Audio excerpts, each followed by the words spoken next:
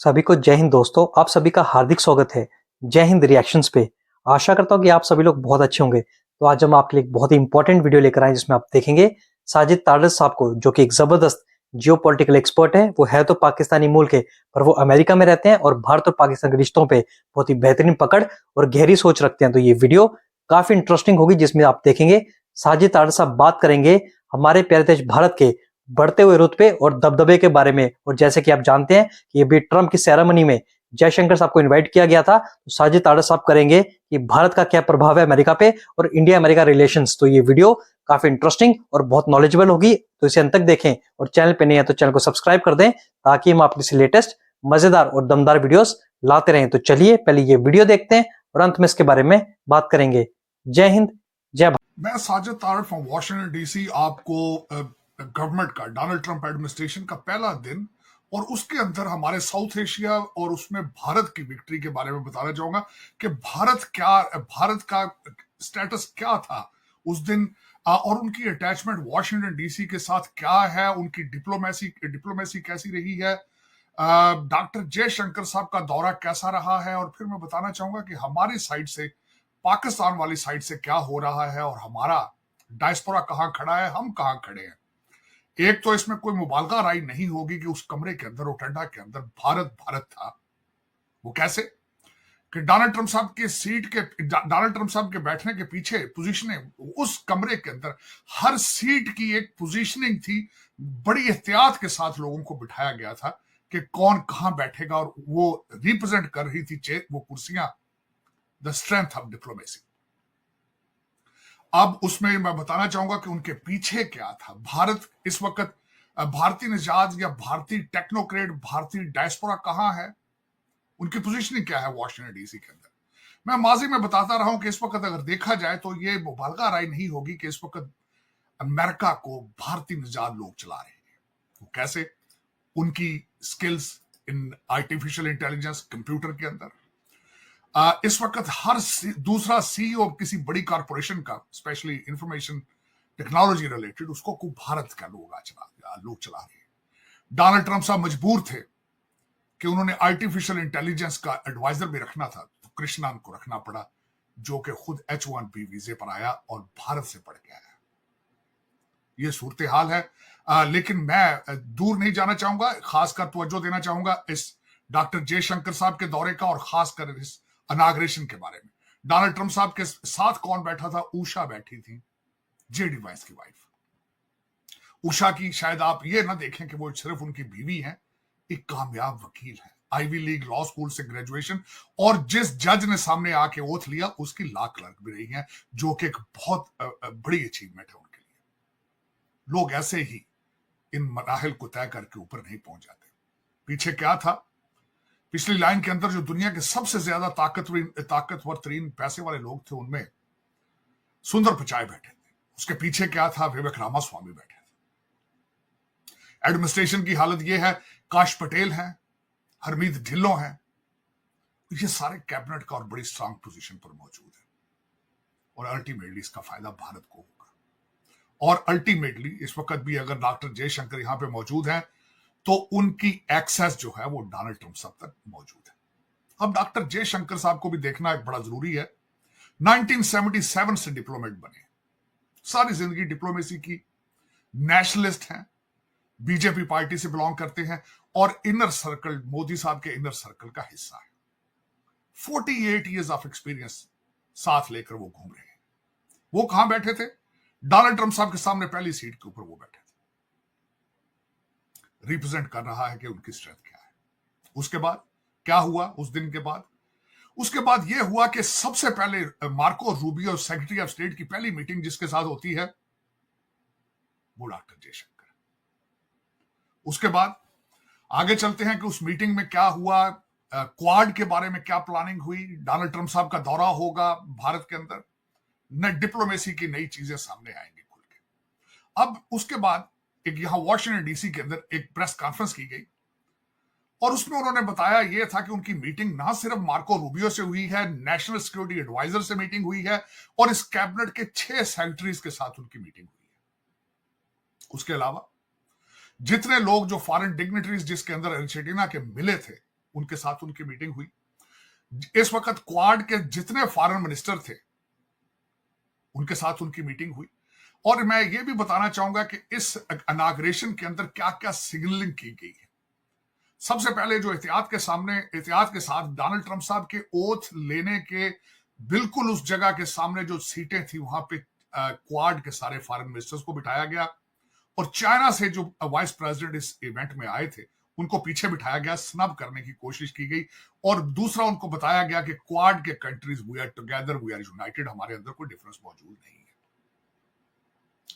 उसके बाद मैं बताना चाहूंगा कि इस बिलखसूस पाकिस्तान के हवाले से भी एक बात आई।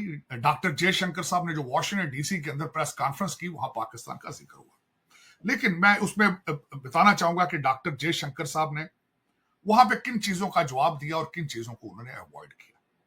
उन्होंने बिल्कुल चाइना पॉलिसी को अवॉइड किया। उन्होंने कहा कि चाइना का स्टेटमेंट देना चाइना का काम है, अमेरिका के साथ रिलेशनशिप का जवाब या अमेरिका दे या चाइना दे, मेरा पोर्टफोलियो नहीं है कि मैं उसको टच करूं। He is a very experienced diplomat, he is very smart, he has written many books, I have read his books, I have met him few times, matter of fact। यहां पे Washington DC के अंदर उनका footprint बहुत ज्यादा है। भारत की embassy के अंदर डीसीएम बनकर आए, भारत की एम्बेसी में वो एम्बेसडर बन के आए। तो मैं मेरी कई दफा उनके साथ कई ओकेजन के साथ इंटरेक्शन रही है वॉशिंगटन डीसी के अंदर। अब उससे आगे चलते हैं, तो उनसे जब बार बार क्वेश्चन किया गया कि आपकी मुलाकातें क्या है, आपका दौरा कैसा रहा, तो उन्होंने कहा कि इस वक्त we are here to reactivate our relationship with Donald Trump administration. जहां से हमने ये रिलेशनशिप छोड़े थे डोनाल्ड ट्रंप 1.0 से, जो जहां छोड़े थे रिलेशनशिप, हम वहीं से शुरू करेंगे और वहीं से हो रहे हैं। और हमारे कई प्रोजेक्ट जो डोनाल्ड ट्रंप 1.0 में शुरू हुए थे अब वो तकमील तक पहुंच चुके हैं। उसके बाद उन्होंने बात की कि आपकी जब मार्को रूबियो से बात हुई तो क्या बात हुई। अब उसमें मैं बताना चाहूंगा कि सबसे ज्यादा फोकस इस वक्त जो देखा जाए तो डिफेंस रिलेटेड था, क्वाड रिलेटेड था, और उसके बाद जो सबसे बड़ा जो उन्होंने भारत के हवाले से जो इशू को यहां पे उठाया है वो उनके जो यहां पे लोग डायस्पोरा है, जो उनके इश्यूज हैं, H1B वीजा और उसके कैप को बंद कराना। और बिलखसूस उन्होंने बार बार कहा मोबिलिटी ऑफ द पीपल, एक साइड से नहीं दोनों साइडों से। उन्होंने बिल्कुल एक मिसाल दी कि 400 दिन लगते हैं एक वीजा इशू करने के लिए। H1B वीजा पाकिस्तान जब भारत से लोग आते हैं उन दिनों को कम किया जाए, इस मॉडर्न दौर के अंदर इतनी ज्यादती नहीं हो रही है। उसके पीछे मैं सबसे बड़ी जो बात करना चाहूंगा बिलखसूस जो उन्होंने कही वहां पे कि उनसे क्वेश्चन किया गया कि आप पाकिस्तान के साथ ट्रेड की बात क्यों नहीं करते, जिसकी जरूरत इस वक्त पाकिस्तान को है, भारत को नहीं है। इकॉनमी आपकी स्ट्रगल कर रही है, इन्फ्लेशन आपका जो है वो सर चढ़ के बोल रहा है। आपकी जरूरत है कि भारत से ना सिर्फ सब्जियां, ना वहां से फल फ्रूट वहां से आए, अद्वियात वहां से आए, और चीजों का एक्सचेंज हो जिससे आप मुस्तफीद हो कि आपकी इन्फ्लेशन कम हो सके। इस वक्त भी चीजें आइटम भारत से दुबई जाते हैं, दुबई से पाकिस्तान आते हैं। उस सवाल के जवाब में उन्होंने कहा कि हमने 2019 में ट्रेड पाकिस्तान ने बंद किया था, हमने बंद नहीं किया। उन्होंने ये बाल जो है पाकिस्तान के कोर्ट में फेंक दिया। अब मैं कहता हूं ये this is matter of your survival. Economy strong होगी तो हर चीज बेहतर हो जाएगी। आज कर्जों पे आप हैं, एड पे आप चल रहे हैं, भारत नहीं है, ट्रेड की आपको जरूरत है, आपको उसके ऊपर फोकस करना चाहिए। दूसरा, मुझे इस चीज का अंदाजा है इमरान खान साहब किस किस्म की पॉलिसीज बनाते रहे ट्रेड के हवाले से और कौन कौन सी शर्तें रखते रहे।